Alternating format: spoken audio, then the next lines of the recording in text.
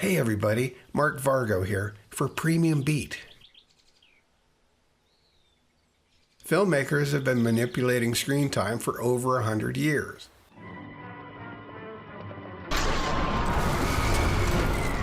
Slow motion photography can be visually stunning and dramatically intense.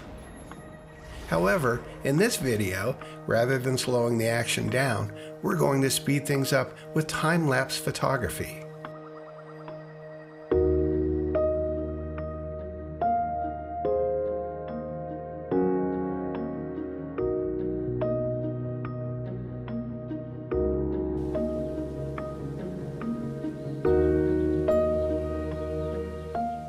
Time-lapse, denoting the photographic technique of taking a sequence of frames at set intervals to record changes that take place slowly over time. When the frames are shown at normal speed, the action seems much faster.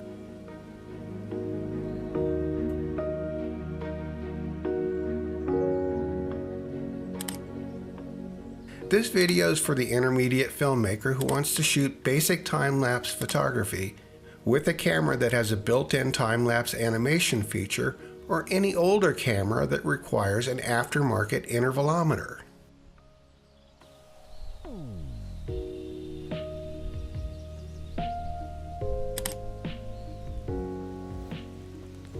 Time-lapse shots can take several hours to accomplish, so it's essential that the camera doesn't move during photography.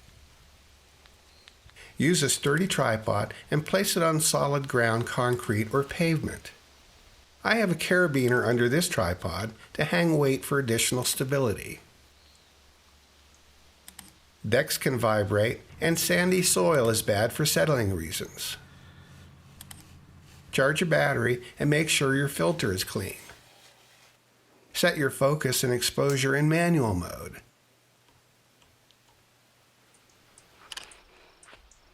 If you think it's going to get much brighter, then start by underexposing the shot, knowing that most of it will be properly exposed once the sun is at full strength. Here are the camera settings for this shot.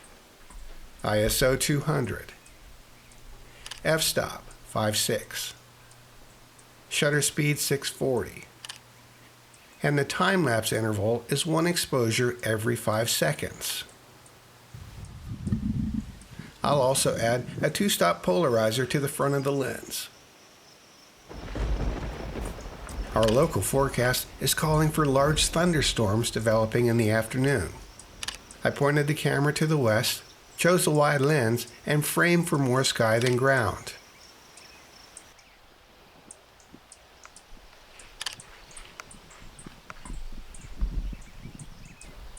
Keep the camera out of direct sunlight. A carefully placed flag will keep the camera cool, plus block any potential lens flares. Use sandbags to prevent a gust of wind from blowing the C-stand into the camera. After an hour of shooting, I've just noticed that the polarizing filter has attracted a foreign object. I'm not going to attempt to remove it for fear of moving the camera. Hopefully it won't photograph because the f-stop is 5.6 and the focus is placed at near infinity. It's not particularly exciting photography, so I'll walk away and do something else for short periods of time.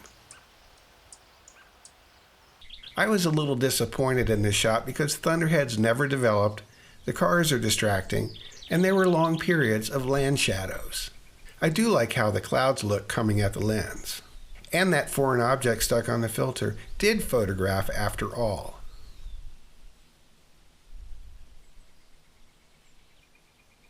This is the first time-lapse star field I've ever photographed. It's slightly underexposed and lacks depth. In fact, it could be a slow pan on starfield artwork. Did you know that the first star fields at ILM were made like this?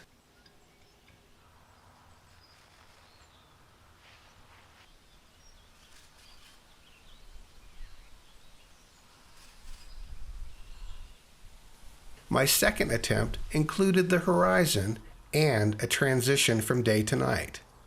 The cover over the camera is to prevent dew from forming on the lens. I also pulled the UV filter to avoid a double reflection.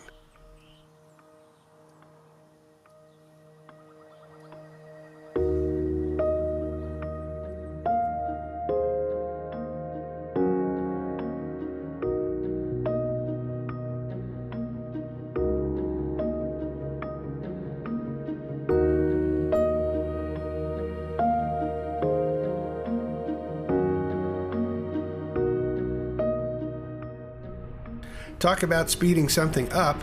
Ever wonder what it would look like if you could drive 825 miles an hour? 80 miles an hour at 2 frames a second is a very close approximation.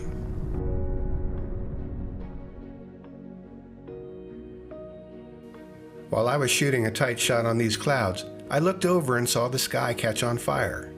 So I reframed, and I'm so glad I did because sunsets are unpredictable, and this one just got better and better. For more dynamic time-lapse shots, there are motion control systems that can ride the exposure and move the camera incrementally in multiple axes. This equipment is well suited for a company that specializes in time-lapse photography and can justify the expense. Time-lapse photography can be hit or miss, so don't get discouraged if your first couple of shots aren't super dynamic.